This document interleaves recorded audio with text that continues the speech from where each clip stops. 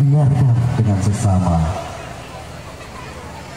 Bersama Kiai Haji Miftah Maulana Habibur Rahman atau Gus Miftah, pengasuh Pondok Pesantren Ora Aji Sleman, Yogyakarta. Kepada Gus Miftah disilakan. Semoga.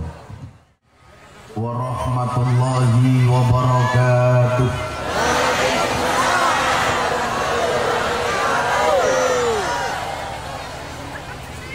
Alhamdulillahi rabbil alamin wa kafa.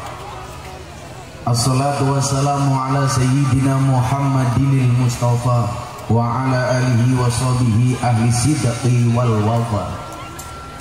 Subhanaka la ilma lana illa ma'allamtana innaka antal alimul hakim wa tub alaina innaka antat tawwabur rahim. Rabbi shrah li sadri wa yassir li amri wahlul 'uqdatam min lisani yafqahu qawli, amma ba'du. Hadratal muhtaramin, para masyayikh, para kiai, para habaib, tokoh agama, tokoh masyarakat yang sangat-sangat saya muliakan, para pejabat yang berkenan hadir dalam semua tingkatannya, jajaran Forkompinda Kabupaten Lampung Utara yang saya hormati, segenap panitia pengajian dalam rangka peringatan hari ulang tahun resleting ke-41. Apa ini? Tak pikir resleting, resettlement ke-41 yang dalam hal ini dengan sebuah tema jadikan momentum resettlement ke-41 untuk mempererat silaturahmi di masa pandemi yang sangat saya banggakan. Bapak Ibu kaum muslimin wal muslimat, warga masyarakat Muara Sungai rahimakumullah, makan tempura, minumnya susu. Hai orang Lampung Utara, I love you. Bila teman membuatmu kecewa, bila pasangan membuatmu terluka, dan bila corona membuatmu menderita, yakinlah Gus Miftah hadir dengan membawa cinta.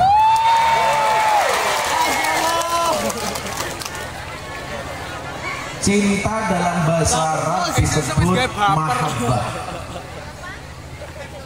Mahabbah atau cinta adalah merupakan dasar seseorang melakukan ibadah. Maka ketika ibadah dan amal dilandasi dengan cinta, muncullah apa yang disebut dengan ikhlas. Ikhlas itu artinya jernih. Ikhlas itu artinya murni. Artinya, kalau seseorang melakukan ibadah, perintah, amal, dan tugasnya secara ikhlas, dia tidak punya kepentingan apapun kecuali ibadah itu sendiri. Contoh, kita seringkali mempunyai niat yang sebenarnya tidak salah tapi kurang pas. Saat Anda melakukan sholat duha di pagi hari, ditanya, kenapa Anda sholat duha? Saya sholat duha supaya rezekinya banyak. Apakah ini salah? Tidak, tapi kurang pas. Kenapa? Kalau duhamu hanya diniatkan untuk rezekimu, berarti yang kamu dapatkan hanya rezeki, bukan fadl atau ridho dari Allah.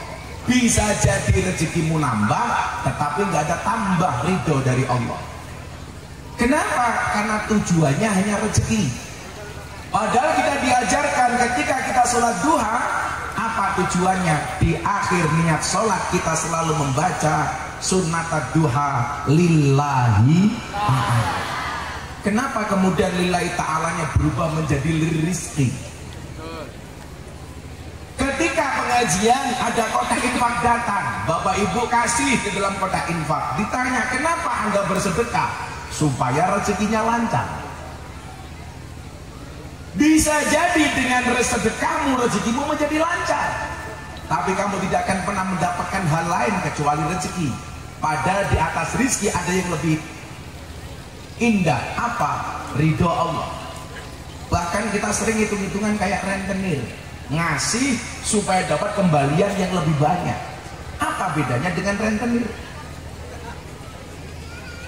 Apalagi memang kita pelit.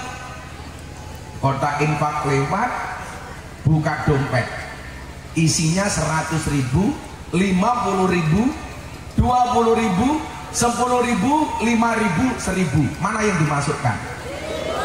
1.000. Berangkat ke kebun binatang lihat monyet, uang sakunya 100.000. Pengajian lihat kiai, infaknya 1.000. Lebih mahal kiai apa monyet? Bapak ibu lebih menghormati kiai apa monyet? Saya ngomong monyet saya lempar juga. Hitung-hitungan.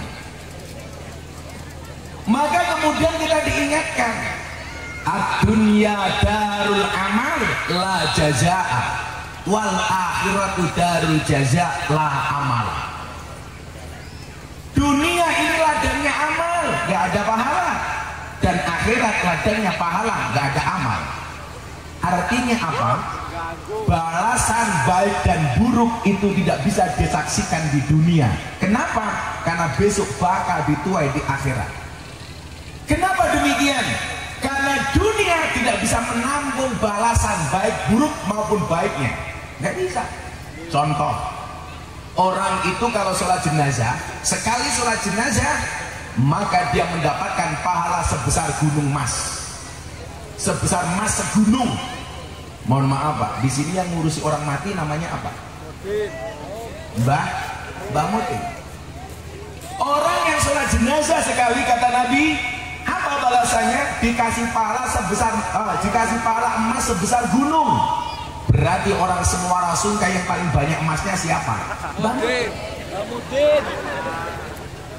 Padahal Mbah Mutin di mana-mana biasanya mohon maaf, mas-masan. Mbah.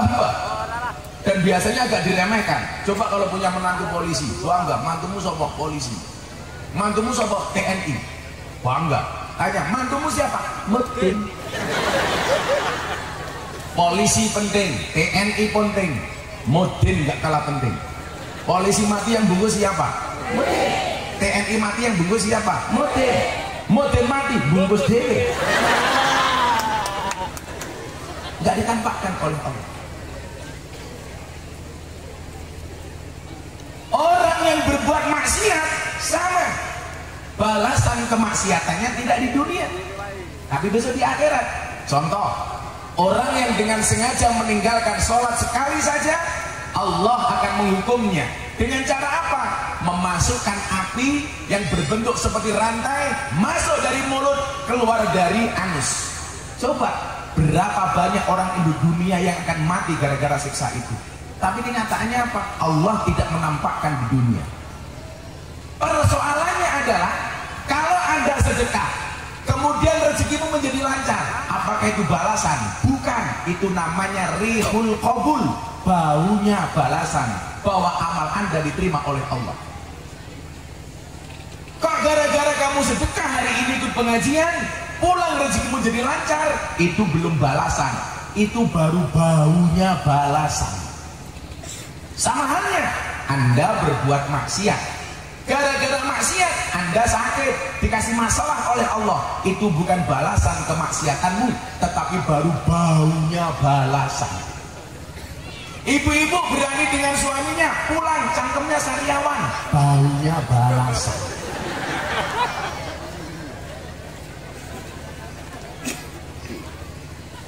Makanya kita tata niat. Bapak-bapak aparat pemerintahan melayani rakyat dengan baik, rezekinya lancar, itu menandakan bahwa pengabdianmu diterima oleh Allah.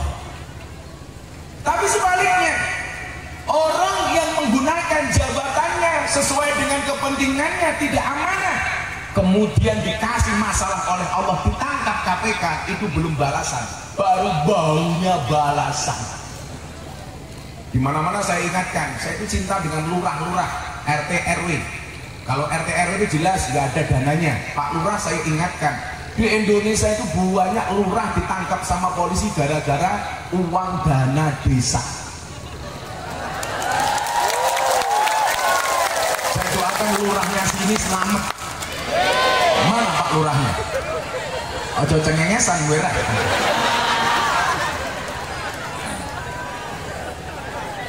Tapi ibu juga harus bisa jaga kepala desanya. Bagaimana cara kamu menjaga kepala desa? Gak usah terlalu banyak permintaan yang sifatnya uang kepada kepala desa. Kepala desa itu gajinya gak banyak. Berapa Pak Lurah? Jujur dijawab. Gajinya berapa? 3.400.000. Kalau ada orang nikahan diundang pertama kali, datang gak nyumbang sarung. Orang sunatan diundang datang pertama kali gak nyumbang sarung. Ada pengajian kok diem-diem baik sarung. Antara gaji dengan dana sosialnya lebih banyak dana sosialnya. Tapi Pak Lurah jangan lihat gajinya yang atas, lihatnya RT RW. Sama-sama pengabdian, RT RW nggak ada gaji sama sekali. Maka namanya RT, rekoso terus. Sudah gitu kalau ada bantuan COVID, bantuan sosial, yang dapat fitnah pertama kali lurah RT RW, betul? Paling yang terima bantuan temannya sendiri. Karena orang Indonesia itu aneh Bapak Ibu. Ada bantuan COVID semuanya ngantri, bantuan orang miskin semuanya ngaku miskin, bantuan untuk pengusaha kecil semuanya ngaku UMKM. Makanya kemarin pas muktamar NU di Lampung, saya ketemu sama Pak Jokowi, saya bilang, Pak Presiden buat sekali-kali bikin bantuan untuk orang gila. Kira-kira ngaku gila apa enggak? Tulanan HP wae cross saya bayar.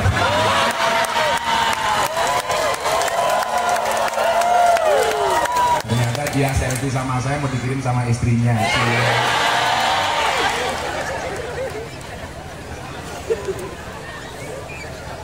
Jadi apa? Perbuatan baik dan buruk di dunia itu belum langsung dibalas oleh Allah. Balasannya di akhirat. Tetapi minimal bahwa perbuatan itu diterima atau enggak, indikasinya bisa dilihat di dunia. Contoh Bapak Ibu, hari ini saya sering banyak mendapatkan curhatan tentang keluarga persoalan ekonomi. Kenapa? Gara-gara pandemi yang belum berakhir. Makanya sama-sama tetap harus kita jaga supaya pandemi ini segera sirna. Walaupun memang kita pikirkan pusing, muncul COVID pertama, variannya namanya apa? Alpha. Langkah apa? Masker. Muncul varian kedua, Delta. Langkah apa? Oksigen. Hari ini muncul varian Omicron. Langkah apa? Minyak goreng. Yang saya nggak paham apa hubungannya Omicron dengan minyak goreng. Masa Omicron nyegat, nyerap minyak goreng.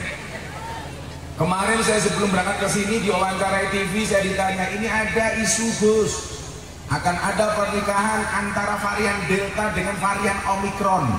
Apa pendapat Gus Miftah? Kita doakan mudah-mudahan sakinah.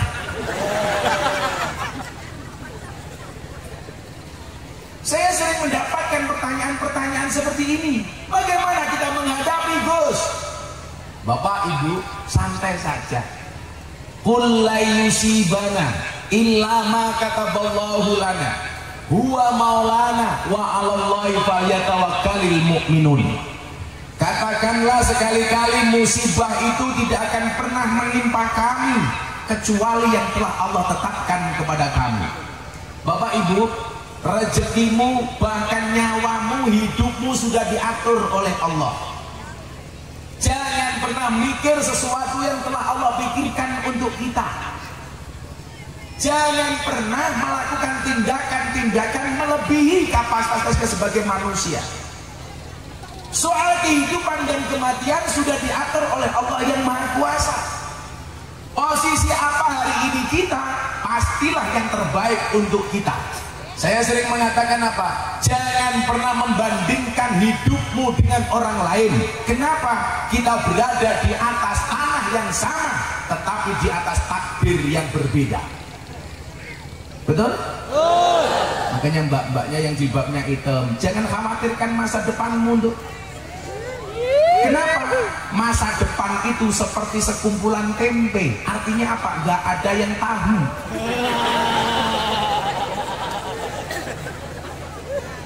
Siapa tahu besok kamu jadi istrinya kiai,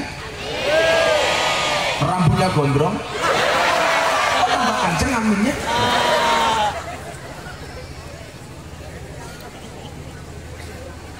Baik musibah maupun rizki itu sudah ada ketentuannya. Maka Bapak Ibu, saya jadi teringat dengan cerita 3 wali songo yang berkumpul di sebuah majelis. Mereka dikasih satu hidangan, wujudnya satu makanan, tetapi menurut 3 wali ini namanya berbeda-beda. Saat itu berkumpullah Sunan Kalijogo, Sunan Muryo, dan Sunan Ampel. Mereka berkumpul di satu majelis, dikasih hidangan. Ada hidangan, ada kopinya. Monggo kopinya diminum, nggih.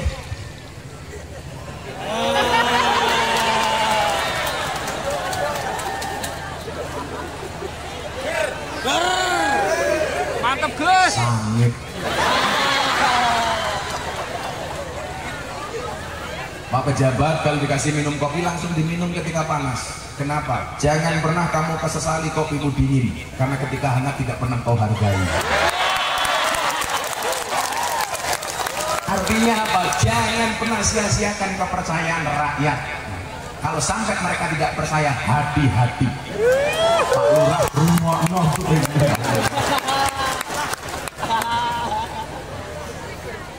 Jadi pejabat itu cukup seperti kopi, Pak. Gus Miftah itu seperti kopi, pahit sih, tapi banyak yang mencintai. Dan kopi ini hitam, tetapi jangan pernah menghina orang hitam. Buktinya apa? Tai lalat lebih menyenangkan daripada panu.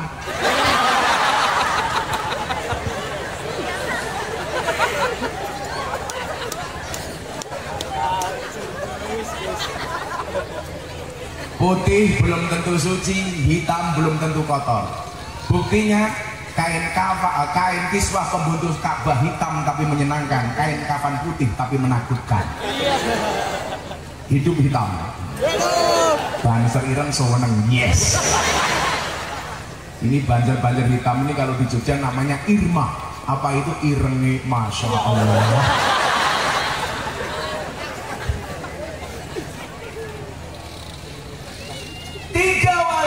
Berkumpul dalam satu majelis, dikasih hidangan. Hidangannya cuma satu, Bapak Ibu. Ada Kanjeng Sunan Kalijogo, ada Kanjeng Sunan Muryo, dan Kanjeng Sunan Ampel. Bapak Ibu Muara Sungkai biasa ziarah bersama siapa? Para panitia. Saya mau tanya panitia ziarah, kalau Anda ziarah ke makam wali itu karena cinta dengan wali atau karena cari badi? Badi.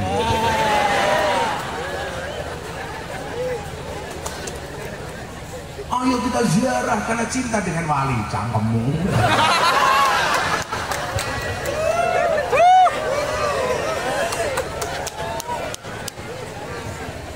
Makanya wali itu hebat, Pak. Sudah mati, sudah nggak ada, masih menguntungkan yang hidup. Siapa yang untung? Bisnya untung, laku. Mau berangkat, bensinnya habis, SPBU-nya untung. Peserta ziarah perutnya lapar, rumah makannya untung. Parkir, tukang parkirnya untung. Masuk toiletnya pesing. Seluruh pedagang di makam wali untung. Panitianya untung. Makanya saya nggak pernah ngajak jamaah untuk ziarah wali bersama Gus Miftah, nggak pernah. Kalau tahu ziarah, saya yang mencarikan bisnya sendiri. Saya nggak mau dikira bati gara-gara ziarah wali. Rungokno.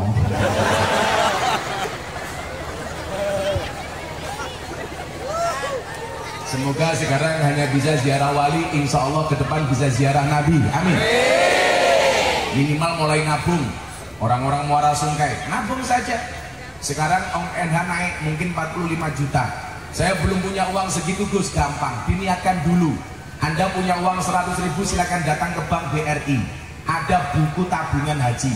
bukan kuota tapi tabungan. Caranya gimana? Gampang, masuk ke bank, bawa 100.000, buka buku tabungan. Begitu Anda bayar 100.000, Anda akan mendapatkan buku tabungan haji warnanya hijau. Ada tulisannya labbaik Allahumma labbaik, ada gambarnya unta. Kan lumayan Pak, bayar 100.000 lihat gambar unta. Sekarang OENA 45 juta, Anda sudah bayar berapa? 100.000, berarti hanya kurang 44.900.000. Caranya bagaimana? Kemudian setiap bulan Anda ngangsur minimal 100.000, 100. Nanti belum lunas sudah mati gimana Gus? Gak masalah, yang dilihat oleh Allah bukan berangkatnya tapi niatnya. Umpamanya jenengan namanya sinten kan? Asep sudah nabung, belum berangkat sudah mati. Besok di alam kubur Asep ditanya sama malaikat, Asep kamu ngaji? Ngaji. Sampainya Gus Miftah buka HP. Asep kamu sholat? Sholat. Kamu sedekah? Puasa? Jelas. Terakhir Asep ditanya, Asep kamu haji? Kamu jawab, Asep enggak malaikat. Malaikat kan penasaran, Asep kenapa kamu nggak haji? Asep jawab, yo salahmu malaikat, ngopo urung mangkat kok wis mau pateni. Rampung Sep.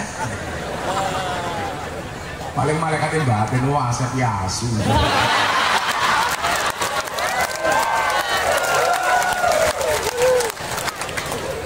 Semoga Mas Asep panjang umur. Jadi orang sedunia mati, Asep hidup sendiri. Wali 3 jejer. Saya nggak minum ini Pak Asep, untuk Pak Asep saja.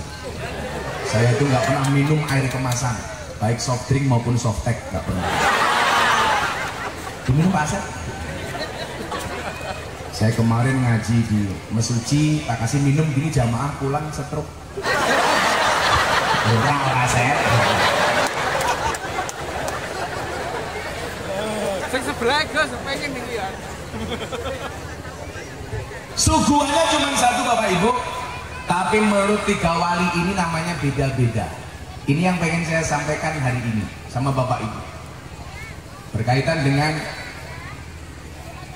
tema yang kita angkat hari ini, ulang tahun resetting. Resettlement itu apa sih? Oh, perpindahan, resettlement. Itu dari bahasa apa? Bahasa Inggris, sok Inggris.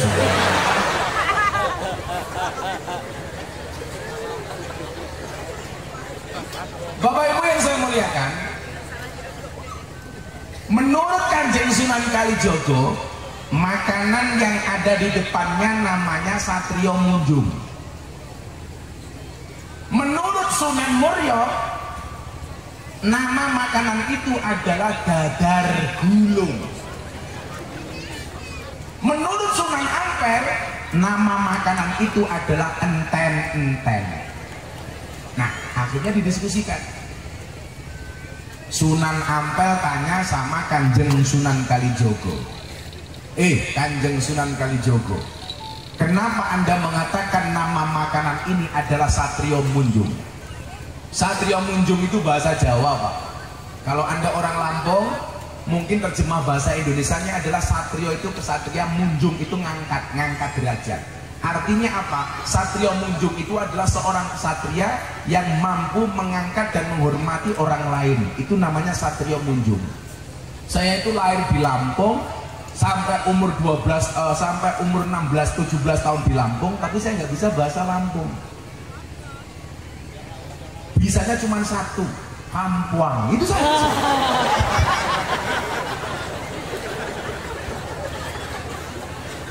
Paling apa ya? Nyak gomengan kudai. Itu artinya apa ya? Yuk kita badok gitu ya kira-kira. Kalau danjo itu bahasa Lampungnya apa Pak?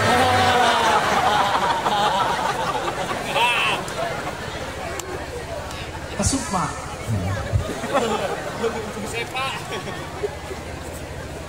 Kayaknya supaya bisa bahasa Lampung harus nikah dengan orang Lampung nih. Tapi saya nggak akan tergoda karena saya suami setia. Karena saya punya prinsip, lelaki yang hebat bukan lelaki yang mencintai banyak wanita, tetapi mencintai satu wanita dengan banyak cara. Kenapa saya ngomong seperti itu? Jelas gini tampangnya.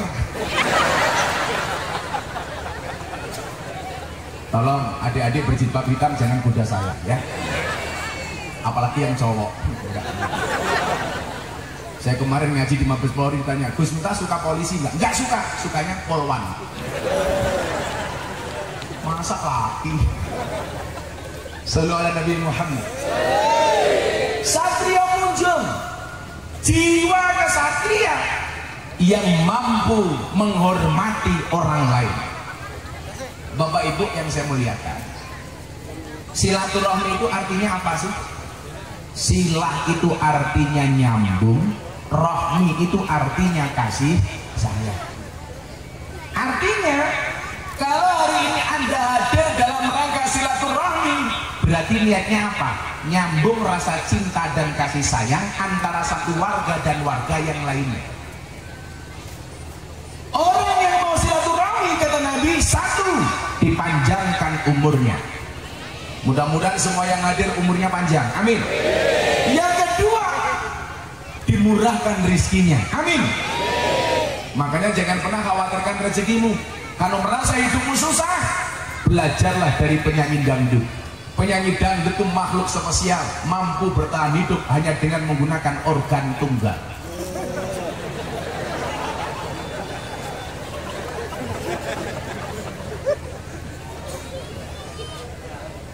Bu, jangan khawatir. Yang ketiga, orang yang mau silaturahmi, insya Allah lunas hutangnya kalau dibayar. Nah, nggak mungkin seseorang itu mau jalin silaturahmi kalau nggak ada respek dan rasa hormat. Sunan Kalijogo mengajarkan kepada kita, menjaga sebuah hubungan harus berangkat dari rasa hormat kepada orang lain. Pejabat nggak mungkin amanah kalau tidak menghormati rakyatnya, dan rakyat punya alasan menghormati pejabat karena pejabatnya amanah sesuai harapannya, betul? Maka Satria Munjung itu apa? Seseorang yang lebih mengutamakan kepentingan orang lain dibandingkan kepentingan kita sendiri.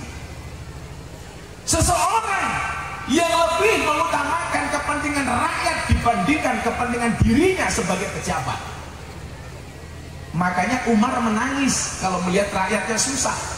Dia menggendong beras sendiri untuk diberikan kepada rakyatnya. Kenapa? Karena itu akan dipertanggungjawabkan di hadapan Allah Subhanahu wa Ta'ala. Satrio Munjung.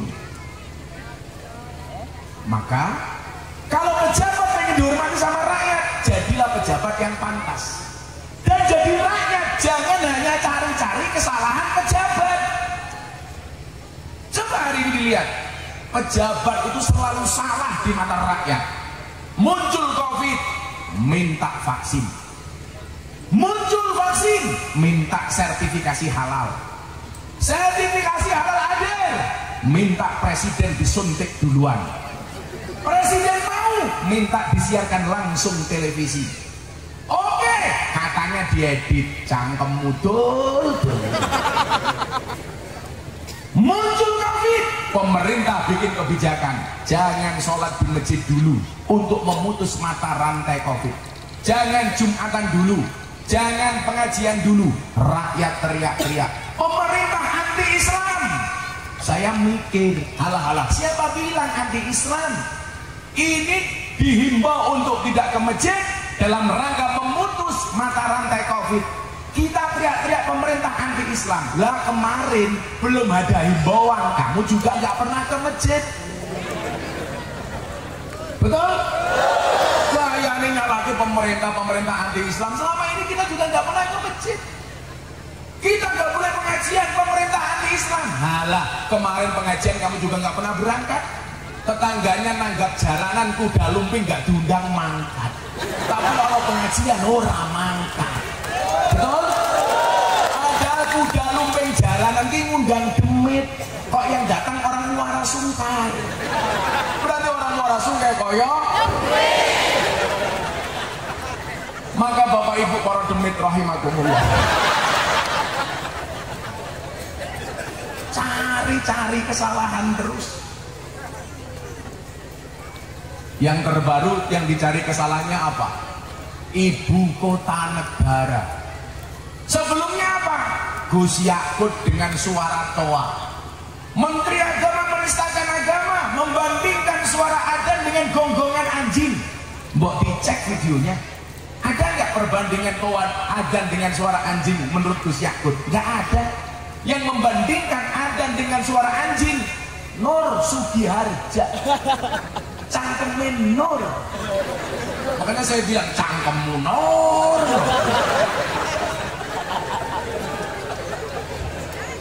Gus Yakut hanya ngatur regulasi toa, tidak membandingkan suara adzan dengan anjing. Walaupun bagi saya sebenarnya nggak harus menggunakan peraturan menteri, cukup dikembalikan kearifan lokal kepada masyarakat masing-masing. Ini bagaimana enaknya, ada nggak yang merasa tersinggung dengan suara toa? Oh, di Muara Sungkai ada banyak orang non-Islam. Tentunya yang Islam juga pengertian, jangan terlalu show off. Subuh jam 5, jam 3 sudah tarhim, itu ganggu. Tentunya kalau mau jam 3 boleh, caranya pakai speaker dalam, jangan speaker luar. Itu diatur dengan masyarakat sekitar. Makanya karena pengaturannya momennya tidak tepat, akhirnya rakyat teriak, yang tinggi sembako, yang diturunkan volume adzan. Momentumnya nggak pas, tetapi nggak ada perbandingan antara suara adzan dengan anjing seperti yang disampaikan oleh Nur Sugiharja. Sing buasa ya cangkeme si Nur kuwi kok. Kalau saya begitu suara toa diatur yang di masjid itu sindiran. Selama ini kamu dengar adzan keras-keras juga nggak berangkat ke masjid. Coba duhur lagi di kebun sawit denger adzan, Allahu Akbar, Allahu Akbar. Apa jawaban ibu-ibu Muara Sungkai? Adzan. Sok-sokan menyalahkan pemerintah. Adzan saja nggak pernah berangkat. Kita itu seneng denger adzan cuma sekali. Kapan? Adzan maghrib bulan puasa. Itu pun bukan karena sholatnya, tapi karena buka puasanya. Bila perlu orang Lampung maghribnya ikut Jogja, imsaknya ikut Aceh. Banding pisan kono. Pas angin nih.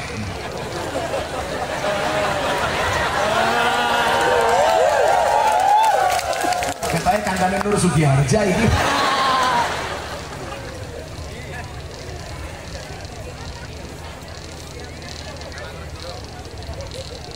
Apa dibalik mas? Kamu ngaji, aku ngurusi kipas angin.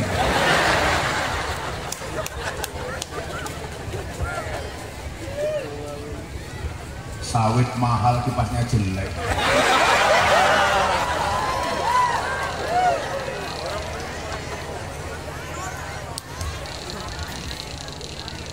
Terakhir, rakyat cari-cari kesalahan pemerintah apa? Terkait pemindahan ibu kota negara dari Jakarta ke Kalimantan.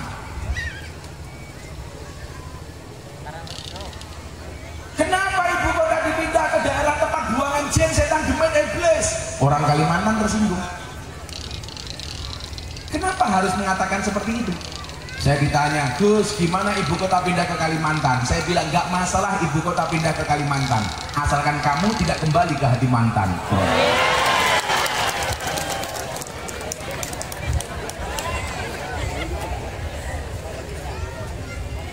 Kacamata hitamnya bagus, kayak tukang pijet.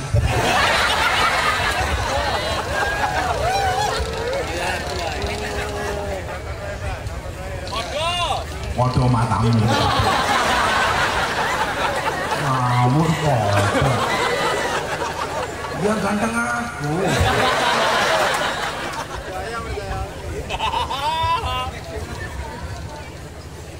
Bagus sih, Banser perutnya kecil-kecil. Proposnya agak besar.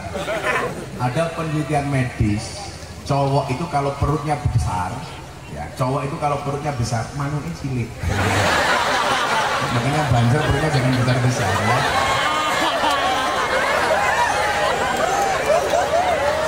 Jangan besar-besar perutnya. Oh, dong Pak Lurah kecil badannya.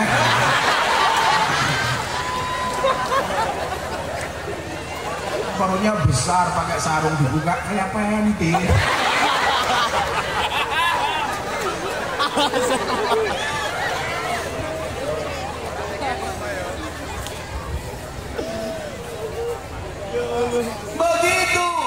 Begitu Pak Jokowi bikin camping di titik nol, gubernur diminta bawa tanah kearifan lokal 2 kilo, air 1 liter.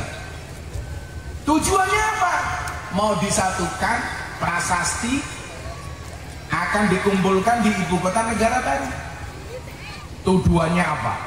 Presiden musyrik, percaya dengan dukun, bangun negara pakai ritual syirik, pakai sesajen dan lain sebagainya. Terus cari-cari kesalahan. Apa komentar saya?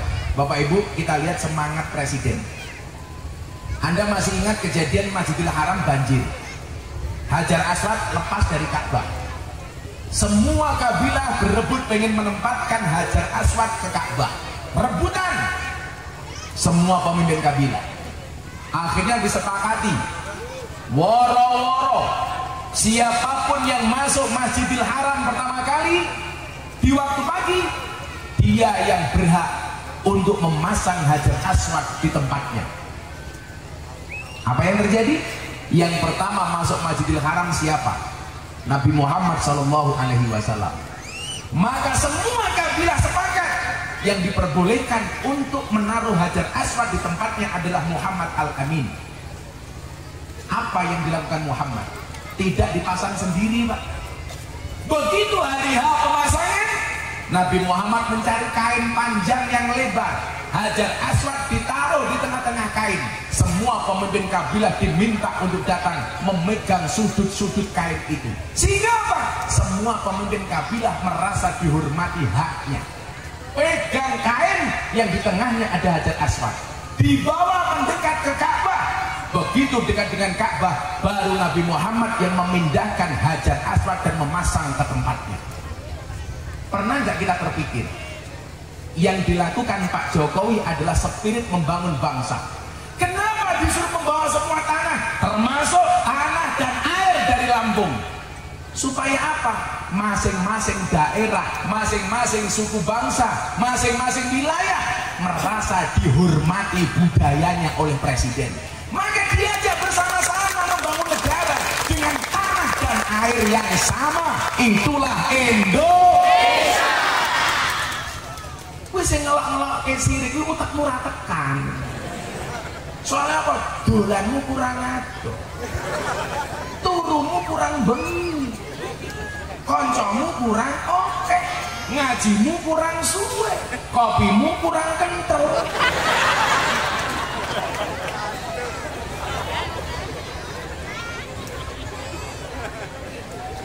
Kode.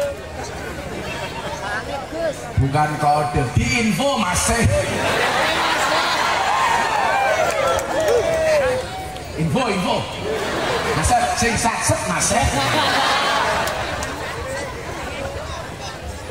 Satu, kenapa kita tidak mungkin husnuzon dengan presiden, mengambil semangat yang sama yang dilakukan oleh Nabi Muhammad SAW?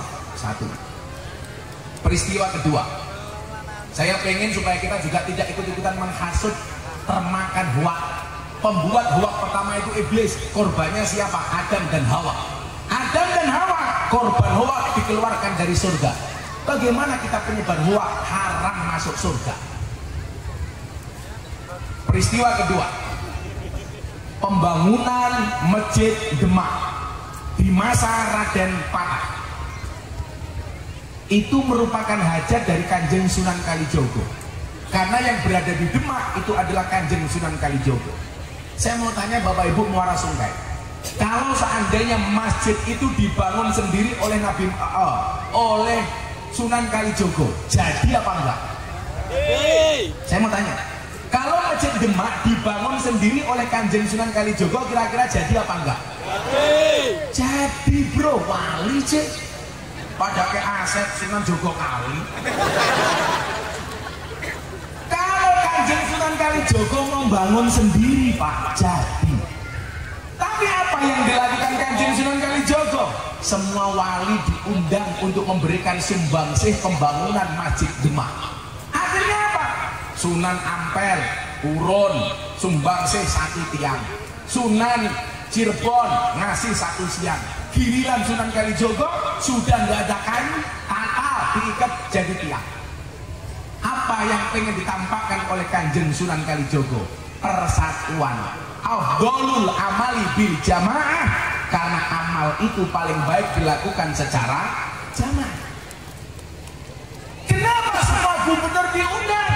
Semangat persatuan yang pengen disampaikan oleh Pak Jokowi. Ayo, ibu kota memang di Kalimantan, tapi baik nih kalau dasarnya salah satunya tanah dari Lampung. Ayo bawain tanah dari Jakarta, dari Palembang, dari Aceh. Itu spirit dan semangatnya. Maka hari ini mohon maaf, yang pertama Bapak Ibu, sehebat-hebatnya Superman itu kalah dengan super team. Superman itu hebat, penolong, apa-apa bisa, tapi kalah dengan super team. Menurut saya Superman itu goblok. Buktinya apa? Badannya besar, bajunya es. Kan goblok. Kenapa badannya besar, bajunya es? Lebih goblok lagi, kenapa? Pakai sempak di luar. Cari dia ngopo, malah pakai Superman. Kita korban Superman ini. Mbok lemune.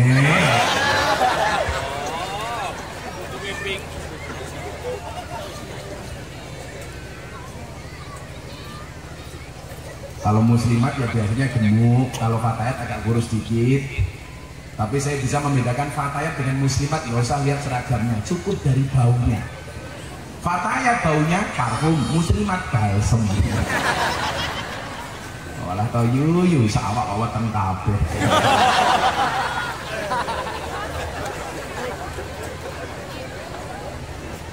Semangatnya Pak Persatuan. Nah, Satria Munjung inilah hari ini yang harus dimiliki bangsa Indonesia. Supaya apa? Supaya bangsa ini bisa rukun. Maka resettlement bahasanya begitu. Resettlement. Kalau pengen rizki Allah mengalir, kalau pengen kebahagiaan datang, gampang. Jadilah umat yang rukun, umat yang akur, hormat antara satu dan yang lainnya. Dari tingkatan terkecil di masyarakat, apa? Keluarga.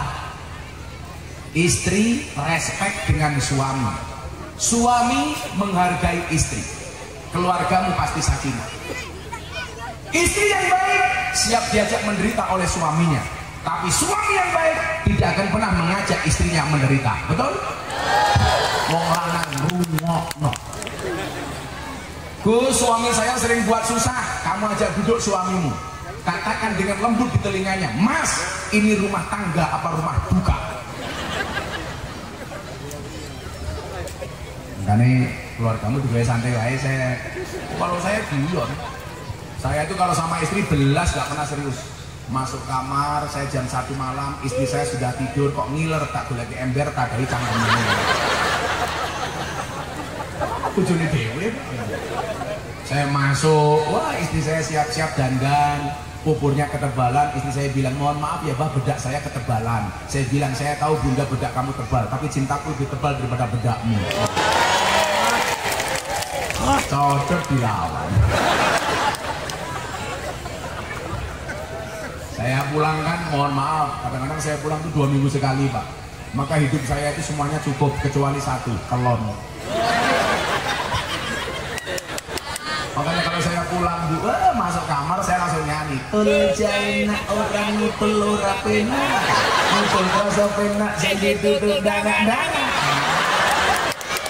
Sama istrinya boleh. Yang jomblo dengan sama siapa?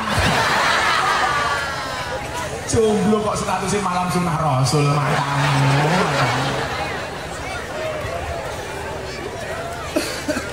Kayak gitu. Sama istrinya sama masuk kamar nyanyi. Tekku iki ojo nggo dolanan. Mergo tekku sak gede kentongan.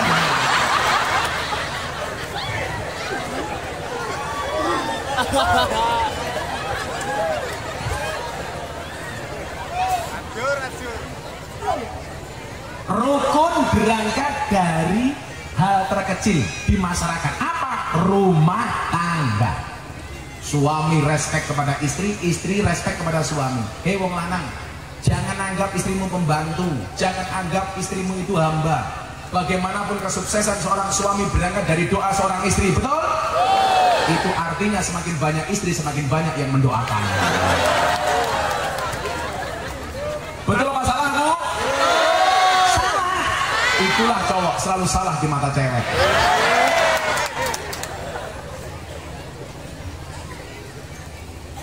Suami istri kok tiap hari bertengkar terus.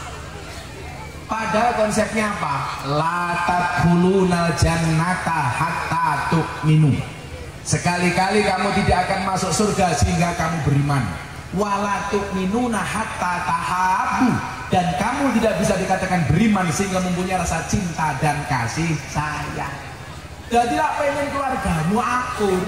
Ya ada cinta dan kasih sayang. Itu syarat dianggap sebagai orang beriman. Dan iman syarat masuk surga. Bu, Bu, saya ditanya, Gus, kenapa sih kalau istri di sinetron Indosiar itu kok sabar-sabar? Lah iya, dibayar.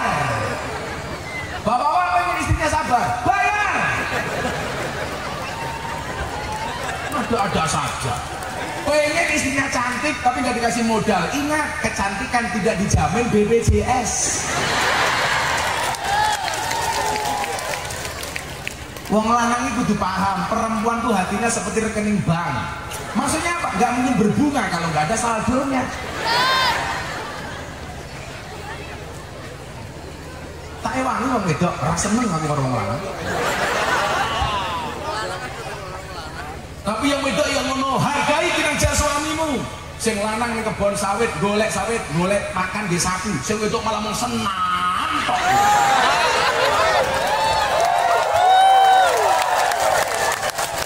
Buayane senang, arisan sosialita, goes, mulih pengen diceluk mama. Assalamualaikum papa, iya mama. Kok mama UKM meledak-meledak?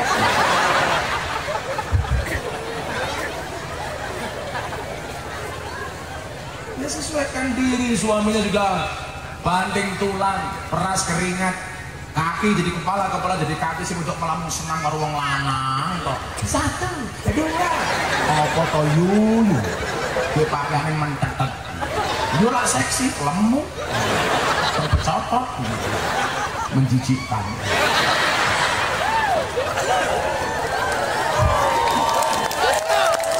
Ayo ngono wis tuwa jibabe ping.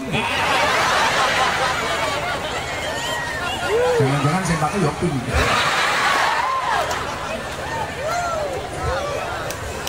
Ayo kerukunnya dijaga. Pasangan yang terendah dulu.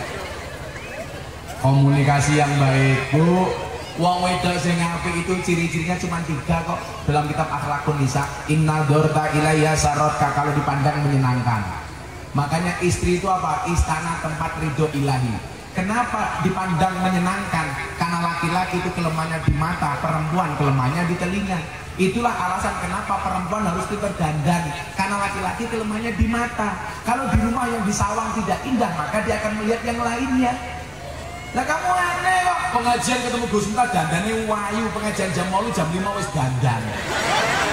Nek ning omah disapang bojone, ya Allah. Daster tua bolong-bolong, ambune sambel terasi, boyoke bekas kerokan, tali tetangnya petil siji. Apa to yuyun? Ipe gorengan kopi diseret sapi. Amit-amit ibu muara sangkesa iki taline kotang petil dicemiten.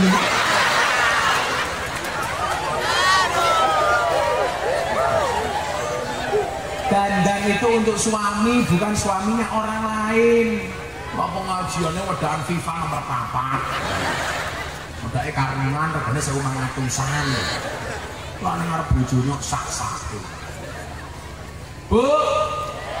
Bu. Nomor 2, supaya keluarganya rukun, suaminya betah, wa in amartaha atau akka. Perempuan yang baik diminta suami manut. Khusus untuk Muara Sungai ibu-ibu, suami belum minta, istri sudah nawari. Malam Jumat, suaminya siap-siap nonton TV, kamu di kamar dandan yang cantik. Begitu siap, suamimu dipanggil, Mas, untone pun siap. Oh, enak lebih ya bro ya. Sing lanang jawab, siap untukku.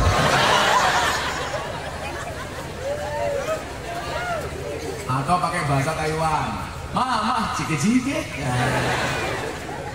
Jadi saya Pak pernah diundang pengajian di Taiwan tahun 2016. Rambung pengajian saya pulang ke hotel, ada orang datang ngomong bahasa Taiwan, oi cike-cike. Kan saya nggak tahu artinya, ya saya diem. Dikejar lagi Pak, oi cike-cike. Akhirnya saya jawab, yes cike-cike. Padahal saya nggak tahu artinya apa. Akhirnya saya masuk kamar Pak Lurah, didodok sama orangnya, tok tok tok tok, cike-cike cike-cike. Saya batin kok cangkemi cak-cik wae gitu. Akhirnya saya telepon jamaah panitia yang di sana. Ini ada orang ketemu saya ngomong cike-cike, kenapa saya dikejar ke kamar? Dia bilang, lah tadi abah jawab apa? Yes, oh alah Gus, cike-cike ini kun jenengan ditawani kelon. Saya nggak tahu artinya kok. Dia jawab, yes. Coba kalau tahu artinya, oke.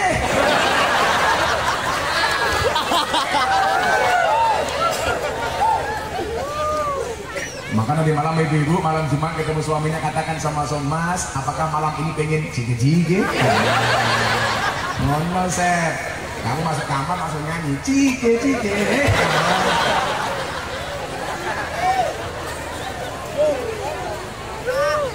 Ini malam Jumat ya ini ya? Setelah ketemu bojo meneh. Saben malam apa ini? Ganggu ya Sep. Nuwun penggalangan dana kanthi selawatan. Kuwi ngopo? Itu ada suara tanpa wujud, mana ini hadrohnya? Tidak entut. Ono suara tanpa wujud. Kan ono lagu nih. Ono suara tanpa wujud. Son sembore semiki. Asik. Mas yo tahu dan jero ati. Ono suarane ono wujude. Entut jenenge. Ya selawatan, pada infaknya siap-siap. Selalu ada Nabi Muhammad. Awas lah, saya awas. Yuk, bareng-bareng. Sholli wa sallim bareng-bareng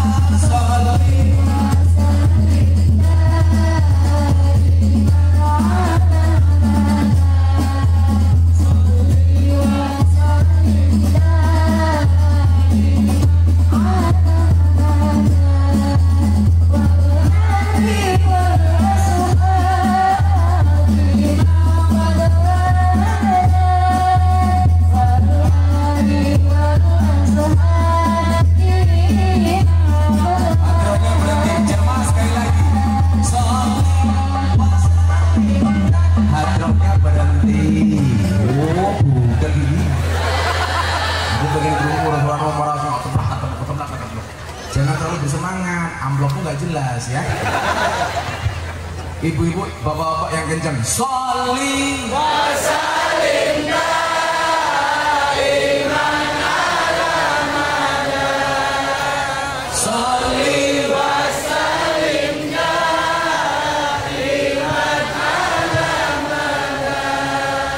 Wa alihi wa ashabihi man qadara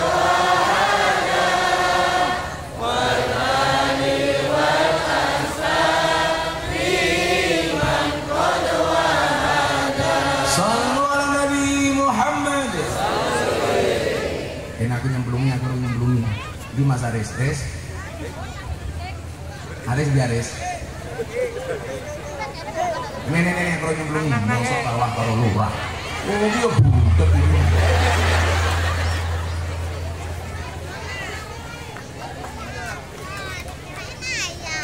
Sedekah niku ikhlas napa sak ikhlase? Ikhlas. Dah salah meneh sak ikhlase berarti sak anane. Wong wedoke dhuwit 1000 leboke kotang. Lah. Padahal uang 1000 itu gambarnya Patimura bawa golok, leboke kotang bacoki susu. Ya Allah, rongen. Ambune kotang.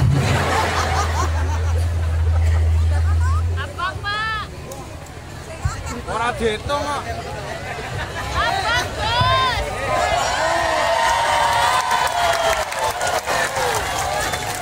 Wah, iki tamet. Lurae.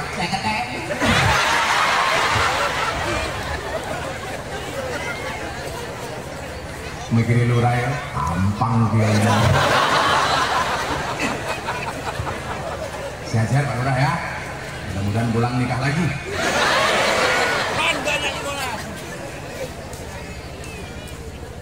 Bu, pengen rezekinya bagus, hidupnya enak, rukun. Satria Munjung, seorang suami kepada istrinya, istri kepada suaminya yang pertama. Yang kedua, antar satu tetangga dengan tetangga yang lainnya. Sampai pentingnya tetangga. Kanjeng Nabi itu ngasih ukuran orang beriman itu sederhana. Mangkana yu'minu billahi wal yaumil akhir fal yukrim jarohu. Barang siapa beriman kepada Allah dan hari akhir, hendaklah memuliakan tetangganya. Jadi ukuran orang iman itu sederhana. Anda memuliakan tetangga, iman. Ayo, Bu, Bapak, saya ngakur karo tanggomu. Kita biasa baik dengan orang jauh, kenapa nggak bisa baik dengan orang dekat? Sampai Rasulullah mengatakan apa? Kalau kamu masak sayur, fal yuksir ma'uhu, perbanyaklah kuahnya. Supaya apa? Tetangganya dikasih matamu kuahnya, sayurnya. Kok mau kuahnya?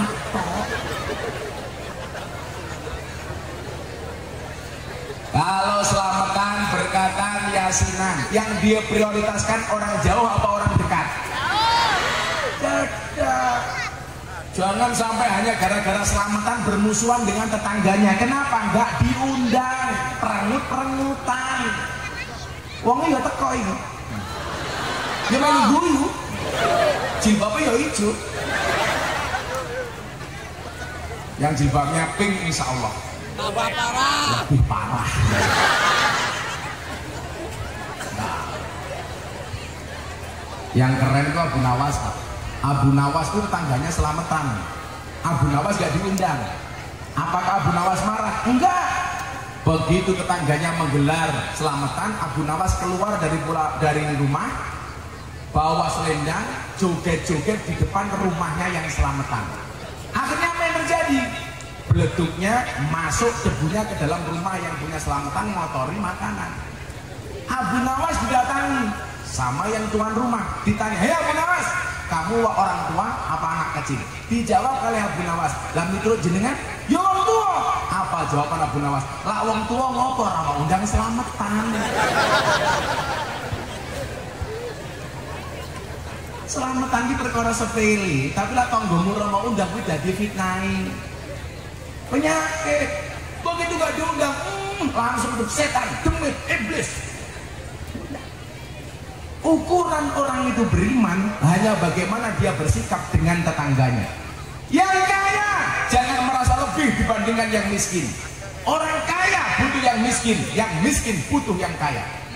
Di mana-mana yang kaya diprioritaskan. Begitu kamu mati, yang mau bawa kerandamu, yang mau masukkan ke dalam liang kuburmu, itu yang miskin bukan yang kaya. Betul? Bila sugih, jangan bergaya kamu bu. Wong sugih lah pengajian tangannya liwut. Ben kita bilangnya anyar. Dikit-dikit kukur-kukur. Coba kalau orang miskin pengajian khusyuk pak. Kalau pengajian tangannya dilempit. Khawatir gelang karetnya kelihatan. Katanya orang kaya sama orang miskin lebih berani mana? Penakut kaya apa miskin? Penakut orang kaya pak. Orang kaya rumahnya jam 2 malam didodok. Gak mungkin dibuka, dikira maling, dikira garong. Coba orang miskin, rumahnya belum didodok, sudah buka. Gak ada kancingnya.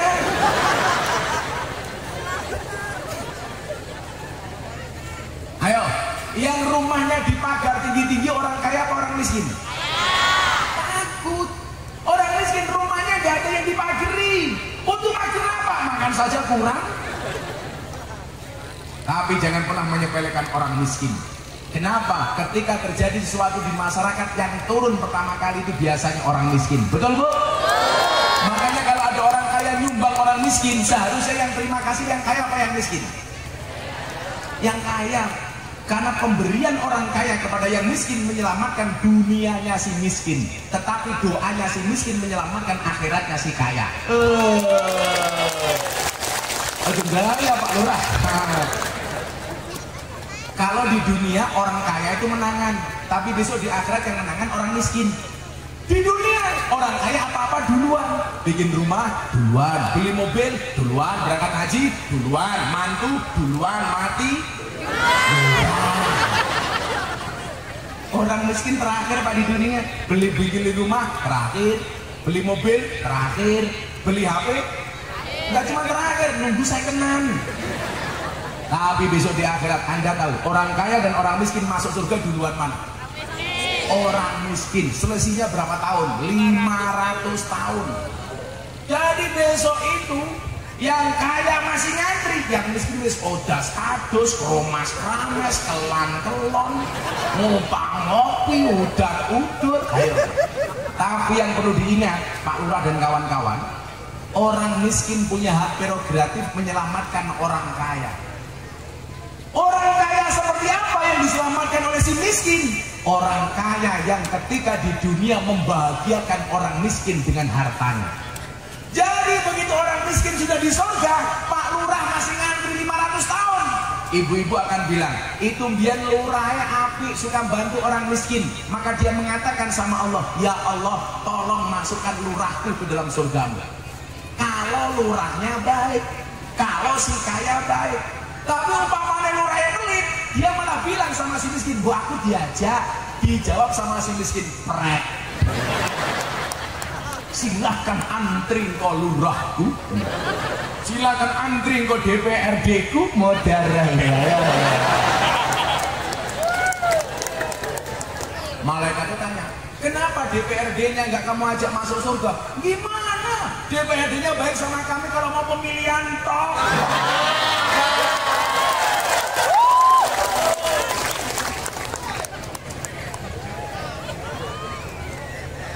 Ya.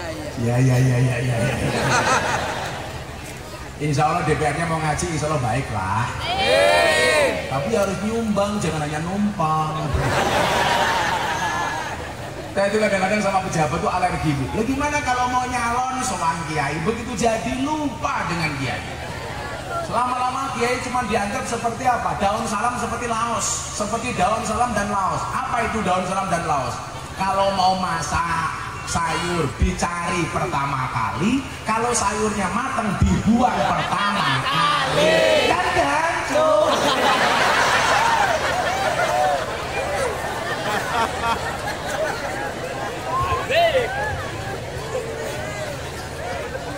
Tapi terima kasih Pak DPRD mau datang. Minimal masih mau ngaji, tak kurang kupingnya insya Allah selamat. Amin.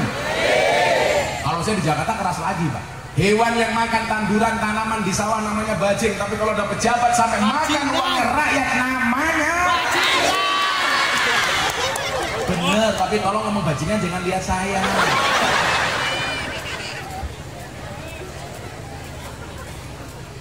Jadi indikasi keimanan itu kadang-kadang Nabi Muhammad itu buatnya sederhana, menghormati tetangganya. Ada lagi Pak, mangkana yu'minu billahi wal yaumil akhir fal yukrim dhaifahu, muliakanlah tamunya. Jadi Anda pengen dikatakan beriman gampang, kalau ada tamu muliakan. Mulyane omah yen ana tamu, mulyane tamu yen disuguh. Omah ra ana tamune, berarti sing di omah enggak pernah serawung. Tamu enggak disuguh, nyeletutis. Ada tamu disuguh, duwene wedang tamune diwedang. Duwene jarang tamune dijarang. Duwene kopi tamune dikopeni. Duwene susu tamune disusone. Gaweke susu. Kok susone. Asep ini seperti soda. Kalau ketemu susu pasti gembira. Maka namanya soda gembira.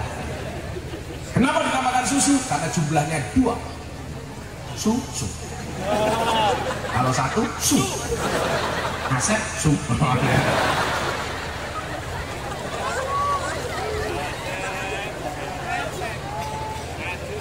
Asal Sunda? Oh Sunda. Jadi saya punya tetangga ngapak, tetangga santunya Sunda. Yang ngapak main ke rumahnya orang Sunda saya. Langsung begitu main ke rumahnya orang Sunda nginjak kotoran. Orang ngapaknya bilang, "Taini siapa kia?" Orang Sundanya tuan rumahnya bilang, "Iya mah taina urang." Nah orang Sunda dengan urang ala ngapak itu beda. Kalau urangnya Sunda itu artinya orang, kalau urangnya ngapak artinya udang. Begitu orang Sundanya bilang, "Iya mah taina urang," yang ngapak teriak, "Inyong ora percaya, taina urang kok gedene sepiye." Itu loh keindahan Indonesia. Satu tempat ada Jawanya, ada Lampungnya, ada Sundanya, ada Bataknya. Itulah Indonesia. Hormati saja. Bila perlu yang Sunda belajar bahasa Jawa, Jawa belajar bahasa Sunda, menghormati budaya Lampung. Itu biasa Pak. Saya itu biasanya kalau ngaji di Lampung pakai ini, apa namanya? Kopiah. Cikar. Kenapa sih nggak pakai? Sama Pak Lurah nggak dikasih. Oh ini Pak Lurah kok. Saya kalau ngaji kayak kemarin di Riau pakai tanja. Ngaji di Palangkaraya ini pakai udengnya sampit. Orang Bayak. Ngaji di Bali pakai ikat Bali. Madura sama. Tapi pas saya ngaji di Irian Jaya, saya nggak berani pakai koteka. Saya dikasih Gus koteka, saya terima ya Pak, tapi tolong jangan suruh makan. Saya menghormati budaya koteka, tapi kalau saya pengajian pakai koteka, ibu-ibu muara sukai. Wow, gede banget. Tapi itu budaya mereka harus kita hormati. Makanya kenapa kemarin di Lampung Timur ada seorang wartawan dipolisikan gara-gara ngusak karangan bunga dan menghina adat. Semua daerah punya adat dan budaya masing-masing. Anda tinggal di Lampung sebagai orang Jawa, tetap hormatilah budaya Lampung. Lampung menghormati budaya Jawa. Sama seperti orang Bali yang banyak di Lampung, saling menghormati karena itulah Indonesia. Begitu caranya. Menganggap budayamu baik harus, tapi bukan berarti kita menyalahkan dan menghina budaya orang lain. Setuju Bapak Ibu? Hormati. Nah selanjutnya difoto. Hai lemone katanya kau beti manue. Makasih Pak sudah diizinkan pengajian, mudah-mudahan lancar gak ada apa-apa. Pak Pol PP matur nuwun, seragamnya keren. Manute. Aku ini ngelar polisi, tentara, Pol PP. Terima kasih Satgas Covid mengizinkan, mudah-mudahan Covid di Lampung segera sirna. Amin. Rukun berikutnya apa? Sesama anak bangsa. Dalam hal ini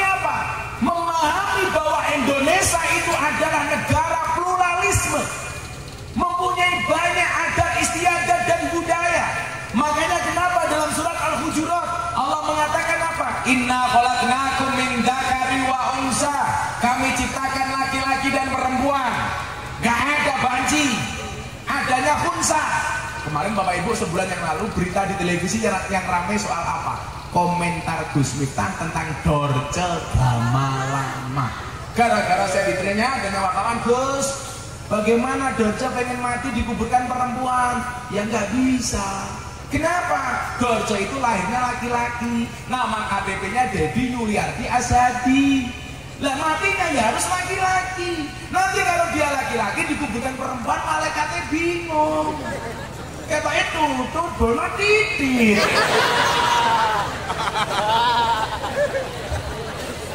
Kenapa? Annasu yamutuna alama asu. Manusia itu dimatikan sebagaimana dia dihidupkan. Lahirnya laki-laki, ya harus laki-laki. Beda antara laki-laki dan perempuan soal mendoakan jenazah. Kalau yang mati laki-laki doanya apa? Allahumma fir. Kalau perempuan yang mati, Allahumma fir. Laki-laki hu, perempuan ha. Haji hu ha.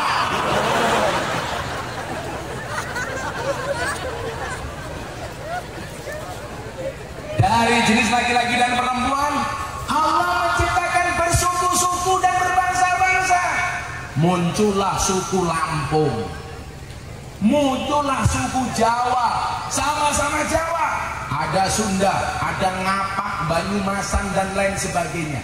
Ini keindahan Indonesia. Maka apa? Silaturahmi kita dengan Allah wujudnya sholat. Silaturahmi kita dengan Rasulullah wujudnya sholawat. Silaturahmi kita sesama anak bangsa wujudnya Pancasila. Berbeda-beda tetapi tetap satu jua. Tidak hanya diuji kebinekaan dengan masalah suku bangsa, tapi juga diuji dengan agama yang berbeda.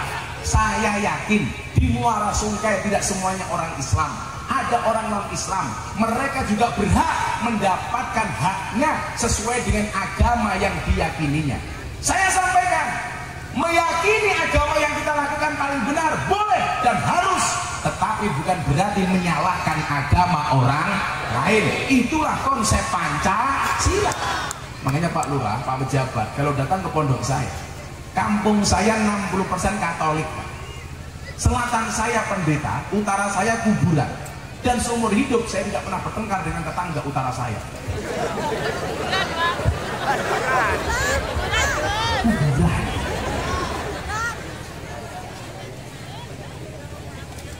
Indahnya apa? Begitu subuh anak-anak adzan mau tarhim dulu, saya bilang, santri pakai speaker dalam. Kenapa? Tetanggamu banyak yang Nasrani. Oh nggih, Pak. Oke. Adzan dikeluarkan, pujian gak usah lama-lama. Ada orang meninggal, baik Islam maupun non-Islam, diumumkan di masjid. Pan, di depan saya ada kolam ikan, ada pendeta telepon saya, Gus, boleh nggak mancing di kolam pondok? Boleh pendeta.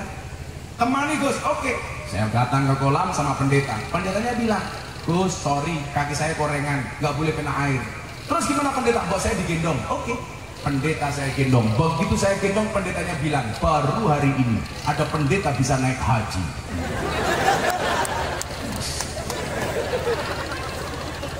Akhirnya pendetanya saya lempar ke air, piur.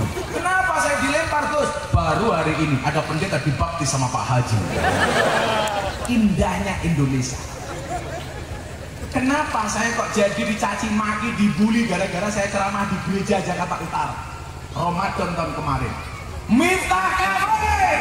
Saya jawab, apa salah? Sahadat menang.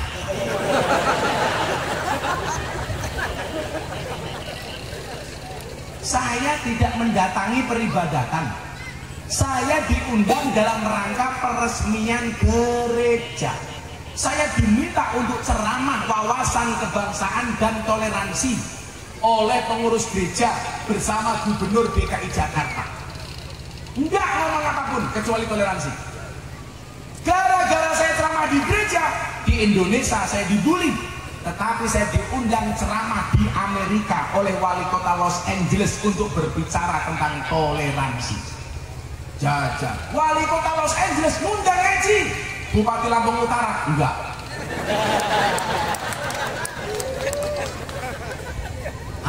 Lurah Muara Sungai.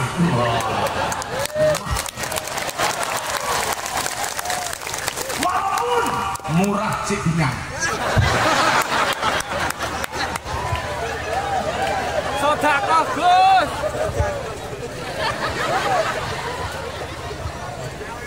Boya biasa aja. Wala tasubbul ladina yad'una min dunillah. Janganlah sekali-kali kamu menghina sesembahan di luar Allah. Fayasubbullah adwan bighairi ilm. Maka orang-orang itu akan menghina Allah sesuai dengan kemampuannya tanpa ilmu. Hormati saja. Yang Islam ayo ke masjid, yang Nasrani ke gereja. Kadang-kadang orang Nasrani Bu kalau ke gereja pakaiannya rapi, pakai jas, pakai sepatu. Wong Islam ya Allah, sarungnya ngelinting, mukenanya jamuran, mas-masnya pakai kaos, kaosnya ada tulisannya pasien rumah sakit jiwa. Indonesia Pak. Teman saya gereja, Gus boleh pinjam nggak ambulan pondok untuk acara Natalan? Oh silakan dipakai. Toh ambulan nggak punya agama. Saya dikafir-kafirkan. Di mana Anda mengkafir-kafirkan? Orang Islam tidak berani menanam pohon cemara. Kenapa? Karena cemara itu pohon Kristen karena lambang Natal. Sejak kapan pohon punya agama? Makanya kemarin ketika saya rame persoalan wayang, saya bilang, haruskah kuda lumping diganti dengan unta lumping? Haruskah pohon kurma diganti dengan sawit? Haruskah sawit diganti dengan pohon kurma? Neng kene tanduri kurma yora urip. Kan begitu pemahamannya. Kenapa pohon Natal itu diambil pohon cemara? Karena kalau musim dingin di Eropa, pohon yang mampu bertahan dengan gempuran dingin hanya pohon cemara. Itulah alasan kenapa cemara dijadikan lambang Natal. Kok orang Islam alergi karo cemara? Saya di pondok nanam cemara. Wow, simbol kafir. Cangkemmu. Nanti Gus Miftah pakai belangkon. Wow, itu kejawen. Dari mana? Ini budaya. Apa bedanya belangkon saya dengan pecinya si Asep? Sama-sama budaya. Ini namanya songkok nasional. Ini namanya budaya Jawa. Kenapa pakai belangkon nggak boleh? Aku tuh ke belangkon ya duit-duitku dewe. Sing tak wadahi ndas-ndasku dewe. Nyatanya belangkon saya lebih mahal daripada pecinya Asep. Kemarin belangkon saya lelang, saya jual, saya sumbangkan ke Muktamar NU di Lampung. Saya bikin belangkon 90.000 terjual 900 juta. Tak sumbang ke Muktamar Lampung. Coba Anda bayangkan belangkon 900 juta bagaimana sarungnya? Oh, kok meneh isinya? Isinya belangkon, Cok. Emangnya aku cowok apaan? Ini Indonesia. Ayo katanya, mohon maaf saya pinjam. Oh, udah semuanya temen. Ini namanya songkok Islam apa songkok nasional? Nasional. Boleh nggak orang Kristen pakai songkok? Tulisannya Jamiah Ruqyah. Putar Ruqyah butuh botolnya gitu. Siapapun orang Hindu, Buddha, Nasrani boleh pakai kopiah karena ini identitas bangsa Indonesia. Itu malah songkoknya NU. Yang songkoknya NU saya doakan masuk surga. Songkoknya. Kasih Pak Seth. Kok merah? Ini budaya. Bu, nggak boleh kita benci dengan siapapun. Budaya beda, agama beda. Maafin muskilah. Karena sesama anak bangsa silaturahminya adalah Pancasila. Saya Bu, diajak sama teman saya pendeta Gus. Mbok sekali-kali kalau kita piknik orang kampung bersama Katolik, Gus minta ikut. Oke. Habis Natalan piknik ke Pantai Parangtritis. Disewake bis, saya naik bis. Begitu saya naik bis, saya bilang Bismillah. Diprotes sama teman saya. Oh salah, kita nggak naik Bismillah tapi bis kota. Oh. Di tengah jalan gantian hujan lebat, petir menyambar-nyambar, dar. Kawan dekat saya bilang haleluya. Salah bro, itu bukan haleluya tapi halilintar. Ketawa-ketawa aja itu loh, kita dekat kok ngapain? Indahnya Indonesia ya itu gitu. Begitu saya turun dari bis, saya pakai sarung, lupa pakai sempak. Anginnya kenceng, wut, sarung saya buka. Pendeta teman saya bilang, wow. Saya bilang, salah pendeta, ini bukan wow, tapi alif. Malah meneng. Ini kok wow, ini kok alif lah. Gak paham gue saya. Utakmu orang nyandak ya.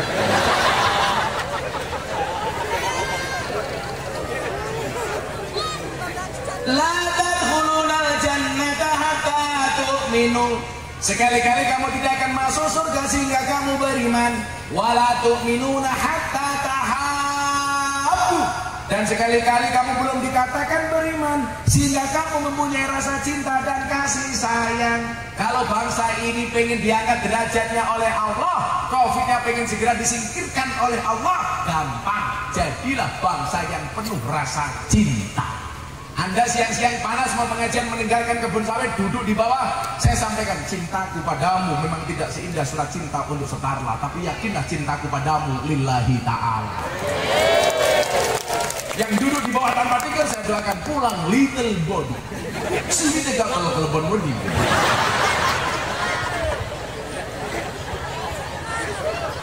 Nyenengin rakyat itu gampang Pak pejabat, gini aja mereka seneng. Pak Lurah makasih. Merokok meneh.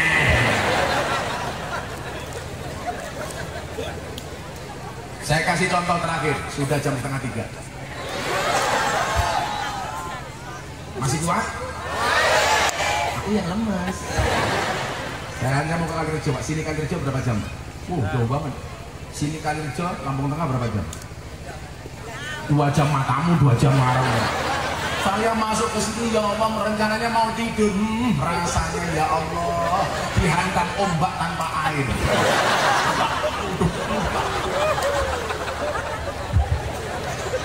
Rasido turu lah. Itulah bedanya Lampung Utara dengan Jakarta. Apa bedanya? Kalau di Lampung Utara banyak jalan berlubang, di Jakarta banyak lubang berjalan. Mudah-mudahan jalan-jalan di Lampung Utara bisa semulus hatimu. Amin. Mau saya, pokoknya kalau saya ngaji ke Lampung sudah siap-siap fisik. Tapi pengajian itu pengalamannya banyak, Pak. Saya ngaji diundang di Kalimantan Selatan, dijemput pakai jet pribadi. Ngaji di Sumatera, di Palembang dijemput pakai helikopter. Ngaji di Jakarta dijemput pakai Ferrari. Kemarin saya ngaji di Bratasena, ya Allah ketek. So meneng kan. Ketek bro. Ngaji di Lampung Utara disambut ombak tanpa air.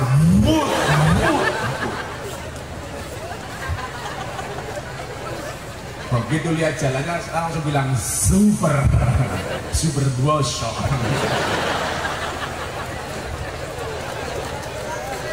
Mudah-mudahan sawit yang mahal, jalannya halus. Amin.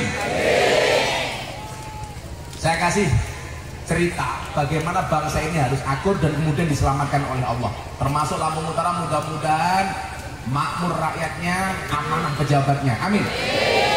Sugih lurai. Sesuk ngundang meneh tanpa ditawar.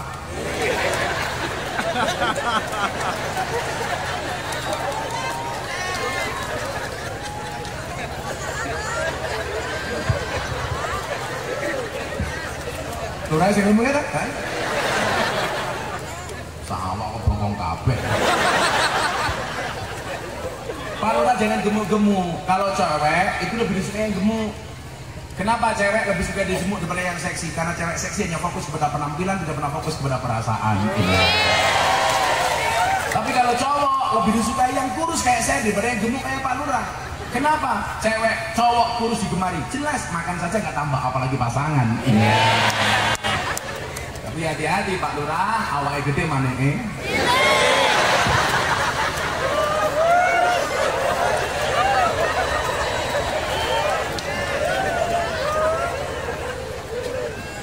Umatnya Nabi Musa alaihissalam dilanda kekeringan panjang ceritanya. Sehingga kemudian apa? Banyak rakyat yang kelaparan. Akhirnya apa? Nabi Musa ngajak rakyatnya untuk sholat istisqa, sholat minta hujan.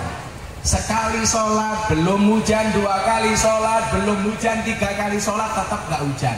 Akhirnya apa? Nabi Musa doa, ya Allah, saya sudah sholat istisqa, kenapa kamu belum turunkan air hujan?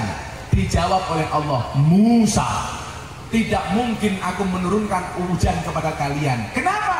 Karena ada umat kalian yang tidak akur. Karena ada umatmu yang suka berselisih, yang suka bermusuh-musuhan.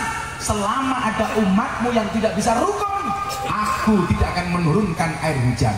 Yang kedua, kalau kamu pengen turun air hujan, carilah waliku, namanya kekasihku, namanya Barak. Nabi Musa penasaran, aku ki nabi kok on goleki wali, apa kehebatan wali itu? Allah jawab, innahu yudhikuni fil yaumi salasa marrat. Musa, kamu minta doa sama kekasihku itu. Kenapa? Karena wali itu mampu membuatku tertawa sehari minimal 3 kali. Catatannya apa?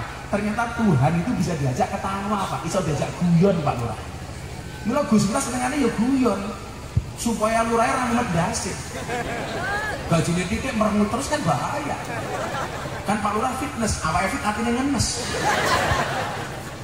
Akhirnya apa? Nabi Musa mengumpulkan umatnya, tolong, kalau kalian pengen ada hujan, rukun. Yang kedua, Nabi Musa mencari walinya Allah namanya Barak. Barak ini doanya apa Bapak Ibu?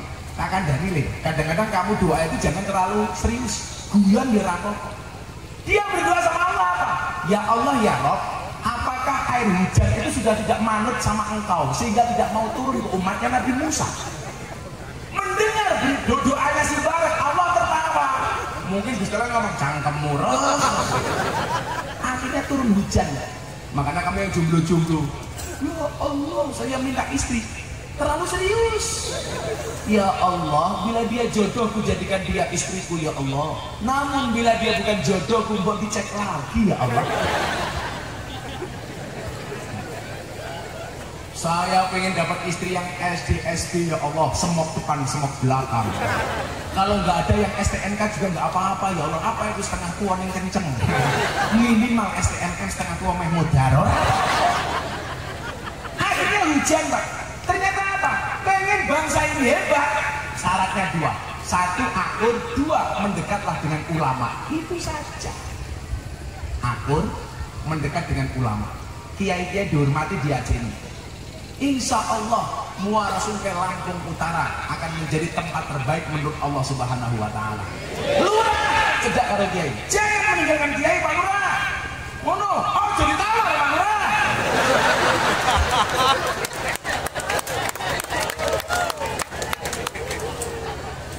Tapi hebat kamu daripada bupati Pak Lurah. Kamu punya keberanian, bupatinya belum Pak Lurah. Tolong sampaikan ya Pak. Paketnya bagus Pak. Semoga Pak Lurah sini masuk surga pertama kali. Berangkat habis sholat duhur.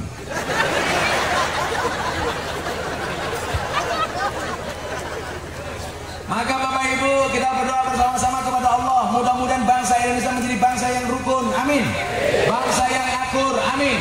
Bangsa yang menjunjung tinggi toleransi, amin.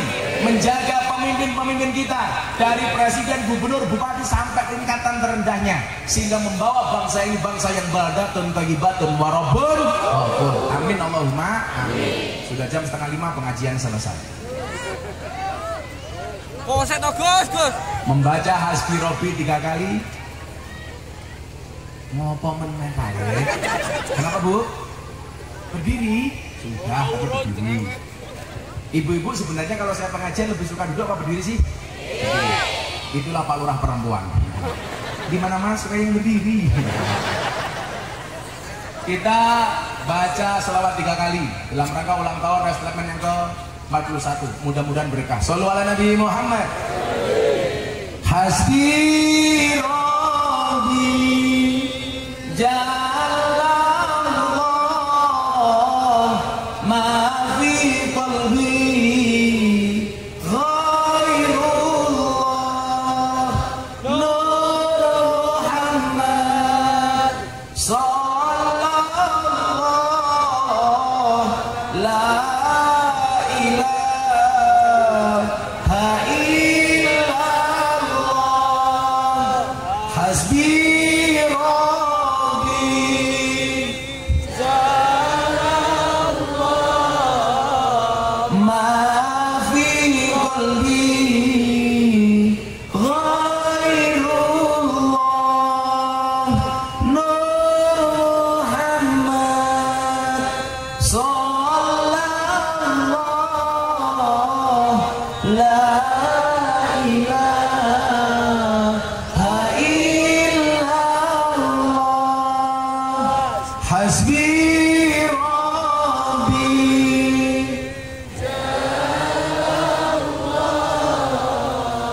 ma fi qalbi ghairullah Nur Muhammad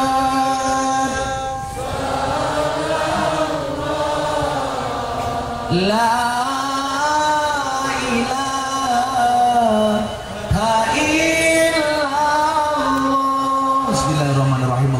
Sayyidina Muhammad wa ala ali Sayyidina Muhammad alhamdulillahi rabbil alamin Allahumma arzuqna istiqamah Allahumma arzuqna bi ziyadatil ilmi wal rizqi wal ibadah Allahumma arzuqna ziyaratal makkah wal madinah Allahumma arzuqna dzurriyyatan thayyibah Allahumma arzuqna ahlan sakinatan mawaddatan wa rahmah Allahumma arzuqna bi alfi quwwah Allahumma arzuqna bi alfi barakah Allahumma arzuqna bi alfi karamah Allahumma arzuqna min ahli sunnah wal jamaah an-nahdiyah Allahumma arzuqna bi husnil khatimah wa na'udzubika min su'il khatimah wa adkhilna jannata mal abrar ya aziz ya ghafar ya rabbal alamin walhamdulillahi rabbil alamin.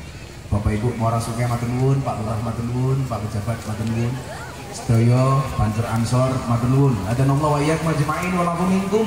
Assalamualaikum warahmatullahi wabarakatuh.